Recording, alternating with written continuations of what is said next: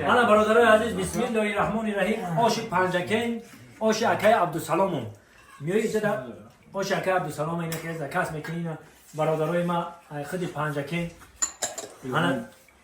همه برادرایی که در اینجا شما میبینید دوستای نزدیکی ما شدن کرد دیگه ما در هر جا که نان خوردیم نمک خوردیم همه وقت باید قدر اینا نمک بدونیم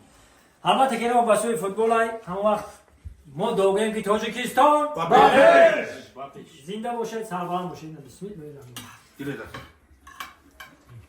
من برای نان و نمک خب در دوست مرد بهترین مردم پنجکین باستانی خداوند نگهبانتان باشه ان شاء الله میریم طرف گرانیتسا سربلند باشن برادرها ایران کاپیتان آوردمون آشی اکا عبدالسلام اینا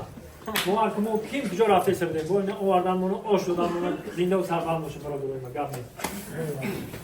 اینا دوستان عزیز همه برادرها از پنجکین